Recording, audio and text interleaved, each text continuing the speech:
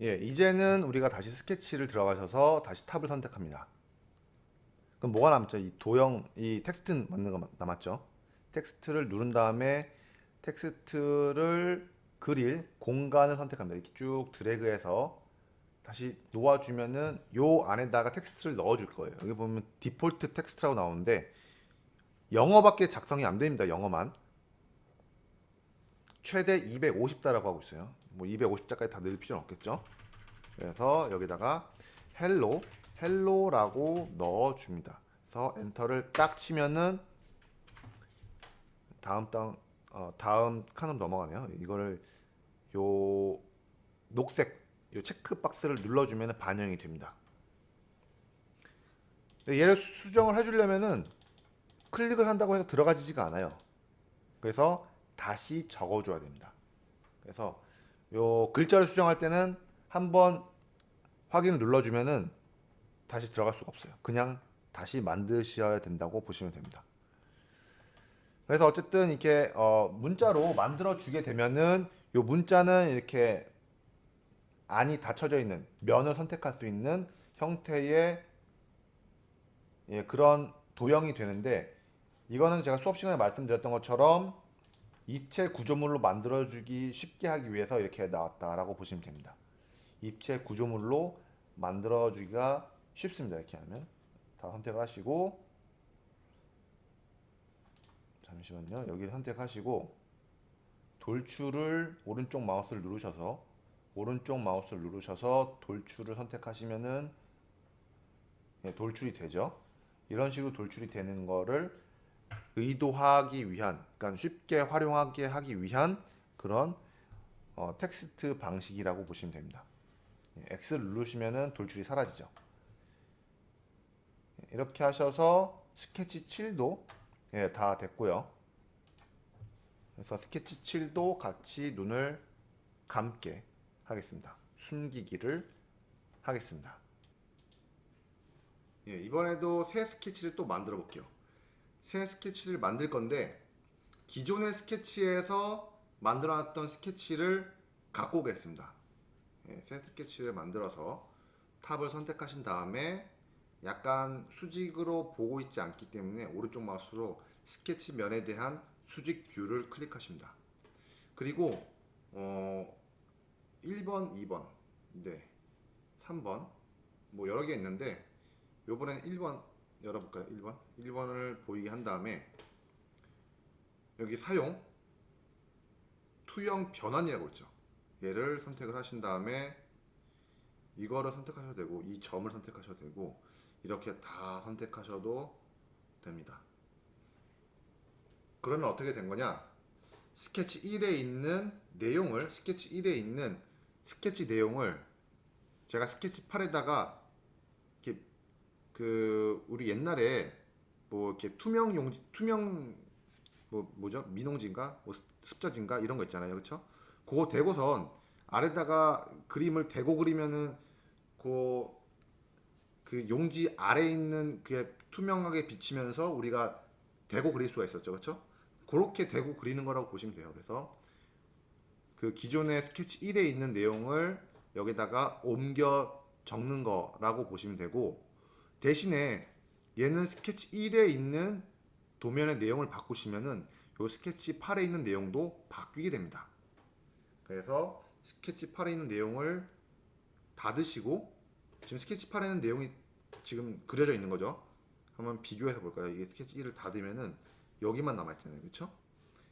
그리고 스케치 8을 닫으면은 아무것도 없죠. 스케치 8에 그러니까 스케치 1의 내용이 적혀져 있다는 걸 확인할 수 있어요. 그래서 만약 스케치 1에 요 내용을 바꿔주면은 스케치 8에 그 복사한 그 스케치도 바뀌게 됩니다. 얘를 50으로 바꿔주면은 50으로 바꾸고 스케치를 1을 확인을 눌러서 반영을 해주면은 스케치 8도 같이 바뀌었죠. 그렇죠? 스케치 8도 바뀌었어요. 지금. 그렇죠?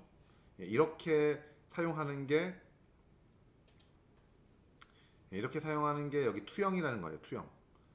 투영이라고 보시면 되고 요 교차점은 지금은 안 할게요. 지금 안 하고 이게 그 뭐 라이트 면과 그다음에 뭐 프론트 면 이런 면에서 사용하는 그런 스케치랑 서로 교차시켜 가지고 그릴 때 사용하는 거라서 지금 활용 안 하도록 하겠습니다.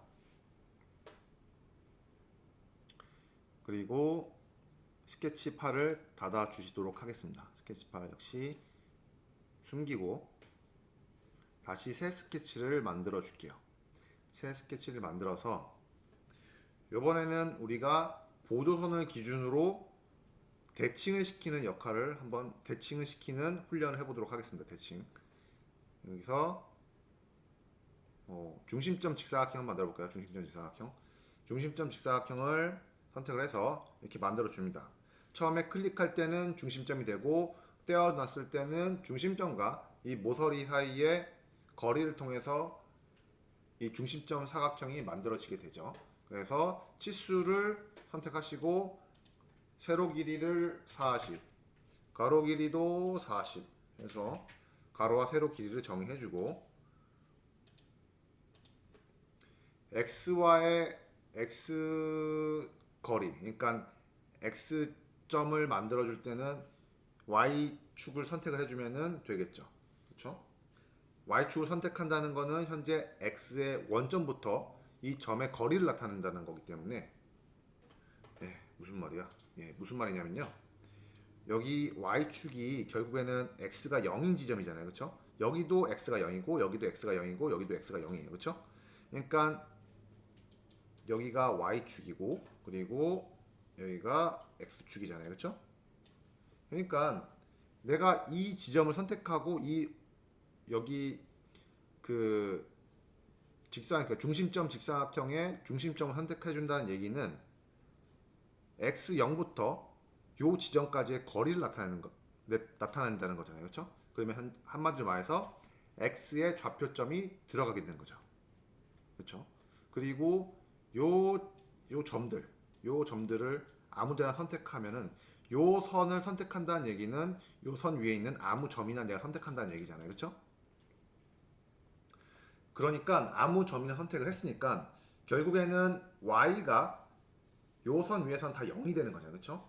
예를 들어서 여기 선택하면은 마이너스 1,0이 되고 여기 선택하면은 마이너스 5,0이 된다. 뭐 이런 식으로 예를 든다면은 y는 다 0이라는 얘기예요. 그러니까 여기를 선택하고 여기를 선택해서 거리를 잡아준다는 것은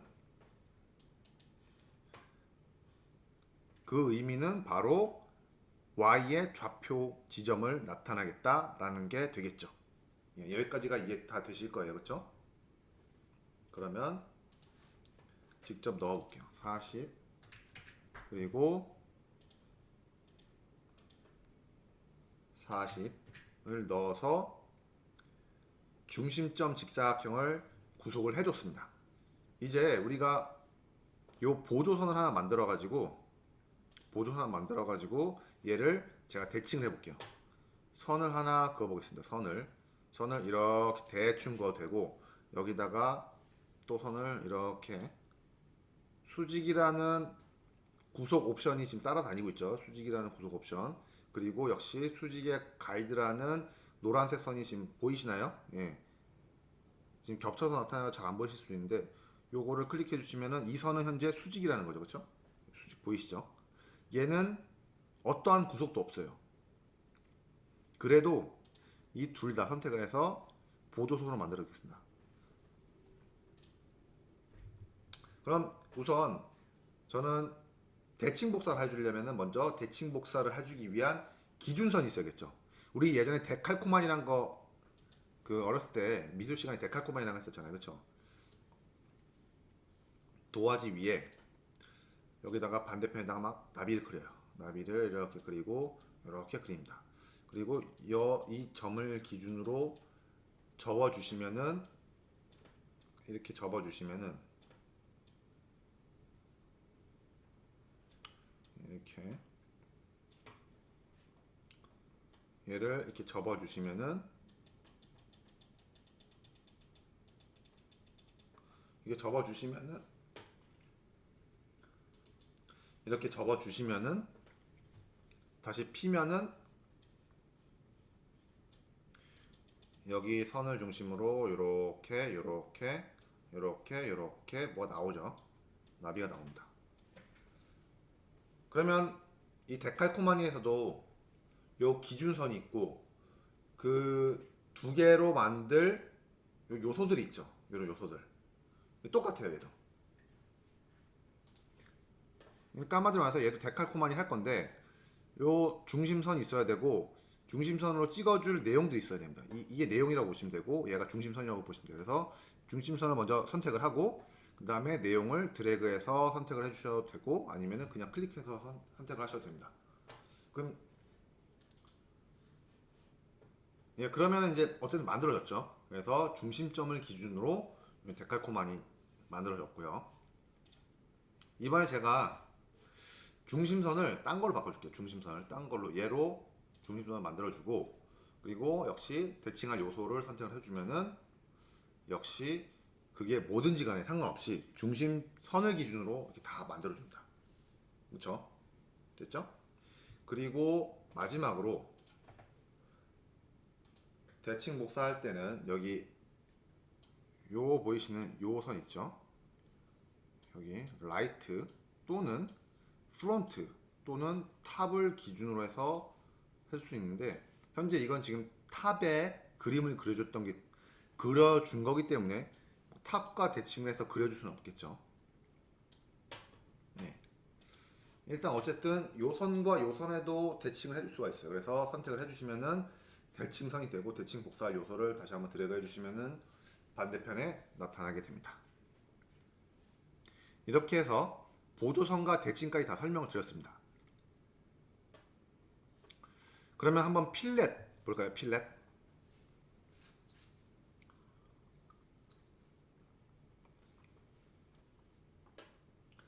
예, 어쨌든 이 두 개의 정사각형이 만들어졌으니까 이번에 필렛을 볼게요.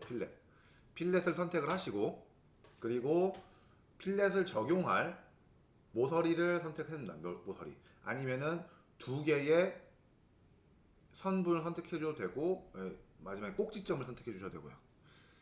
꼭지점을 선택해주냐 아니면 두 개의 모서리를 같이 선택해주냐를 따라서 필렛을 구현할 수가 있습니다. 한번 제가 두 개의 모서리 선택하는 방법과 꼭지점을 선택하는 걸로 한번 해볼게요. 먼저 두 개의 모서리 선택하면은 이렇게 R 값을 입력하라고 나오죠. 마우스 휠을 이렇게 올리면 값이 커지기도 하고 그냥 직접 여기다가 제가 15를 넣어줘도 바로 입력이 되죠. 취소를 한 다음에 요 R 값을 위로 올려서 좀 보기 편하게 만들어 줄게요. 다시 한번 필렛을 누르시고 이번에는 꼭지점을 그냥 클릭해 볼게요. 바로 적용이 되죠. 이전에 적용됐던 15가 이번에도 제가 클릭했을 때도 15가 나타나게 돼요. 그거는 보통 필렛을 사용할 때는 동일한 값을 기준으로 만들어 주기 때문에 좀 사용자에게 편의성을 제공해 주기 위해서 이렇게 기존 값을 반영해서 나타내 주게 되는 거라고 보시면 되고요. 저는 이거를 바꿔서 10이라고 넣어볼게요. 이렇게 다른 형태로 필렛을 만들어 줄 수가 있습니다. 여기에 지금 R이 이걸 취소를 하고 여기 선택을 해서 이쪽으로 빼볼게요. 이 R이 10이라는 얘기는 여기가 지금 R이 10인 반지름의 원을 여기 호로 넣었다라고 보시면 됩니다.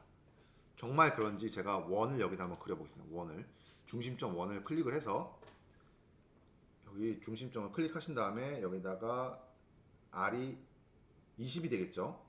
파이가 20이고 R은 10이 되죠. 그렇죠? 네, 이렇게 만들면은 동일하게 여기가 같다라는 걸 확인할 수 있죠.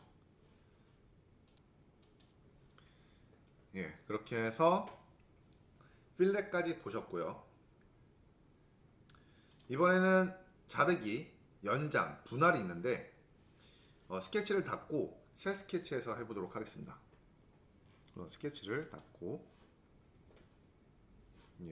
9번 스케치를 숨겨줄게요.